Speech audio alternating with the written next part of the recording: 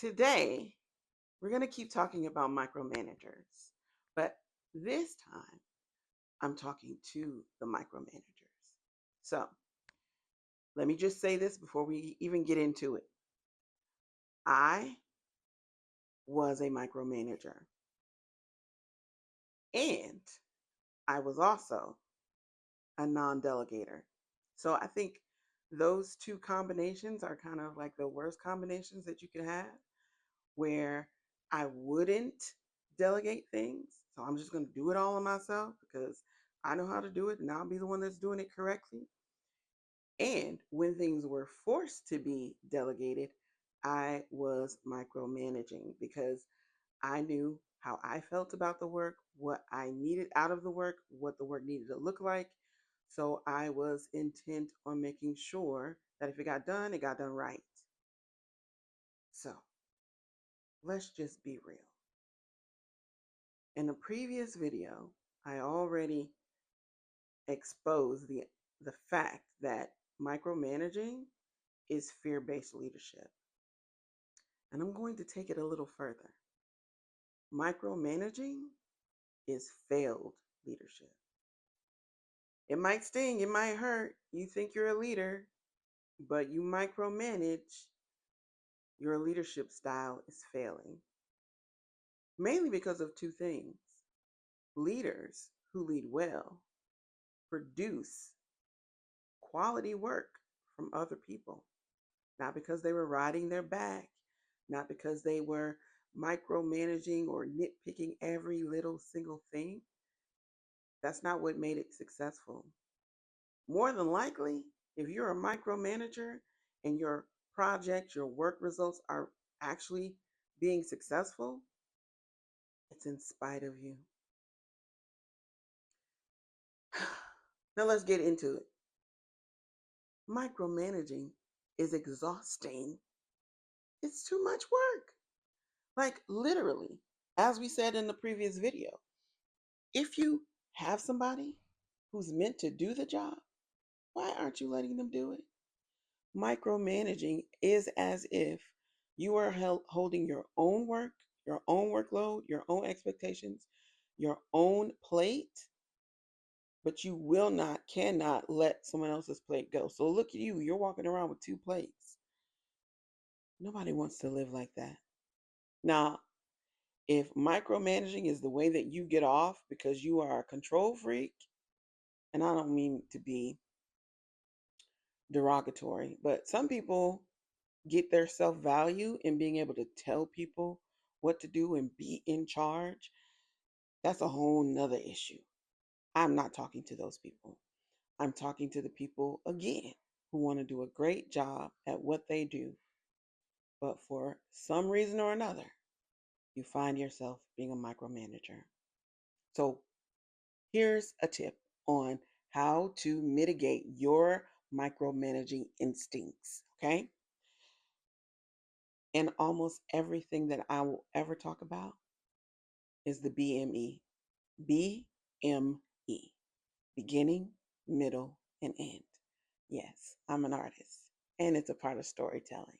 Now, you can get creative and start the story at the end and then work your way back to the beginning, but that's storytelling and creating a piece of art that draws people's interest. I'm talking about actual work. And in actual work, the beginning is at the beginning. And for you, my fellow micromanager, the beginning is a conversation. The beginning happens when you know and that other person knows there's something that needs to get done. It's before any work is actually accomplished on this thing. Now, if we're talking about wide mass, just the how we operate, no matter what assignments or projects come up, this still applies, but it applies to your culture, not a particular assignment. I'm going to talk about an assignment. So the assignment comes up, the project comes up, the case comes up, whatever it is. Before work gets done, we all understand that it's our responsibility to take this to the end. BME. Mr. Micromanager, the first thing you need to do is have that conversation.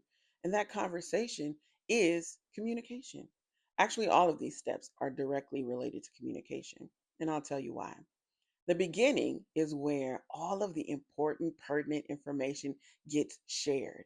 You must have an idea of exactly what the outcome needs to be, what success looks like. You need all of the detail of, what are the things that they need to look out for? What are the issues that will pop up in those scenarios? You need to have that information prior to the conversation, because if you don't, your beginning is going to make your middle maybe unbearable for you and for them. So you do your best in the beginning with this conversation. Expectations are what get discussed in this conversation. So, in the beginning, discuss expectations. Don't be riding on a hope and a prayer, hoping that they have the skills, ability, and experience to get the thing done that is before. Now, if they're supposed to have the skills, experience, and knowledge to get the thing done because that was on their resume, guess what this beginning, middle, and end is going to show you? If they were telling the truth on their resume. I digress. Let's get back to it. The beginning. So you have this conversation. Your challenge is to actually communicate, not just speak and vomit up a whole bunch of stuff. Communication is two parts. Always. I don't care where you are, life, work, anytime you are engaging with another person. Communication means seeking to understand and get understanding, and seeking to be understood and make sure you are understood. So, in this conversation, you are going to talk about the expectations, the style, the structure, all of the details of what this project needs to result in. So, in the beginning, you're going to talk about the end. So, whomever you're working with isn't walking blind. You don't have to baby step them through the process. Okay?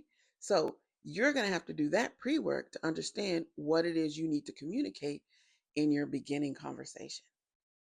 Second step. Second step is the middle, BME. The middle is when the work starts. Everyone's getting in. Everyone's putting forward what they need to put forward to produce the end. But guess what needs to happen along the way? You can choose midway, quarter way, third way, whenever you want. You need to stop and evaluate. Evaluation happens in the middle, not the end, because what's the point of evaluating at the end? The end is near, it's done. An evaluation is just, pardon my French, a gripe session. I was going to say the other word, but no. Evaluation at the end is nothing but a gripe session. Evaluation happens throughout the middle. And so, what is evaluation? Evaluation is taking stock of where you are, where you should be, what has been produced already. Has it met the standard and quality? Is it meeting the deadlines? And if it is not, address those issues in the evaluation. The evaluation not only comes through and is like, that sucks, that sucks, that sucks. No, it's this is going well. This is kind of veering off course. This is exactly what we don't want. And in that evaluation, you'll have some solutions because guess what? You've done it before. This is where all of that micromanager energy, not in micromanager style, this is where that knowledge, skill, experience comes into play because you can look at what they've done, address what they've done, and if they've missed a step, you can offer your suggestions. This is where your suggestions come into play, not before, but in the middle. And then you do this however many times you need to do this, not micromanager fashion, not every day, not every week, not constantly, but consistently. And you wind your way to the end. And what is the end? The end is the result, the finished product, the finished output. And you can look at it and you can say, this made it or this didn't. So instead of crouching on somebody's back, hammering into them every little single step of what needs to be done, you are actually working with them. You're actually treating them like an adult. You're actually doing what leaders do, not micromanaging. So that's one way to commit to your workflow to get rid of micromanaging. And let's be honest, you don't like a micromanager. Why would you think anyone else would like a micromanager? I am a recovered micromanager. And just a little note, just because your experience got you to point B from point A and you learned all that you learned to get to point B, doesn't mean that someone else can't accomplish and provide satisfactory and even maybe above average results by using C and D. There are many ways to accomplish a goal. Well, there's another tip that I have for my micromanager friends, but we'll do that in another video. Hopefully this was helpful. Come back for more tips because we're all about making the workplace great for everybody. I'm your Biz Hitman. Bye. Hey, this is your Biz Hitman here. Save this video and share it with someone who might need this information. Also, come back for more tips on how we make the workplace great for everyone. Like, comment, subscribe.